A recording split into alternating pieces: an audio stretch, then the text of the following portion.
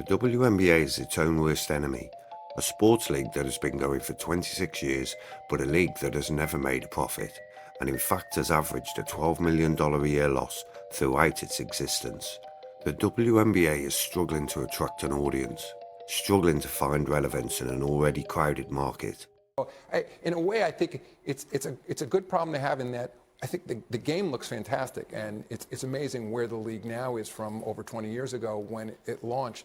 But we still have a marketing problem, and we got to figure it out. We got to figure out how we can do a better job connecting to young people and to get them to be interested in women's basketball. After years of declining attendance and zero growth in viewership, along came a young generational talent who had captured the sports world's attention.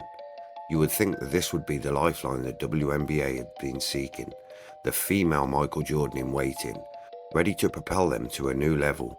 Well, you'd be wrong.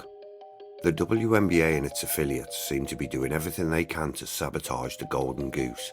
They had a chance to put Clark straight into the action with the Olympic selection, but to many people's dismay, chose not to. But this is about Caitlin Clark being left off the Olympic team. How dumb are these women? There seems to be a real reluctance to admit that Caitlin Clark is the main attraction, a resentment that in a culturally black-dominated sport, a white girl is going to be the face of the league.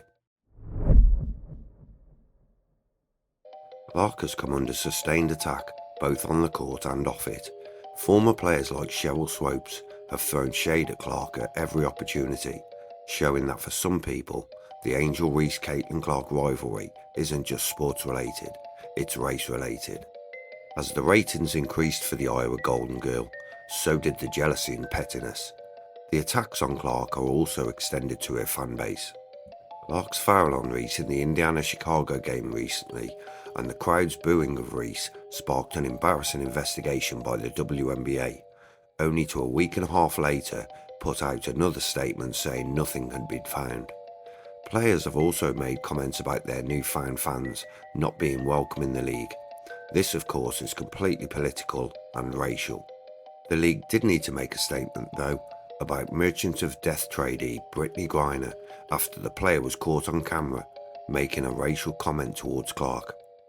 If Caitlin Clark or any other white athlete in the NBA had said on the bench, trash black girls, while sitting on the bench on camera, I don't think any of you would doubt at all that they would be suspended for multiple games, multiple weeks, maybe months, and it would be a major story that was covered by everybody in sports.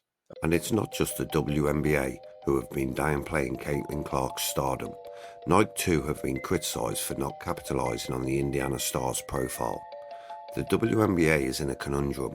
They want the league to do well, but only with a certain demographic. They might only get half of that wish come true.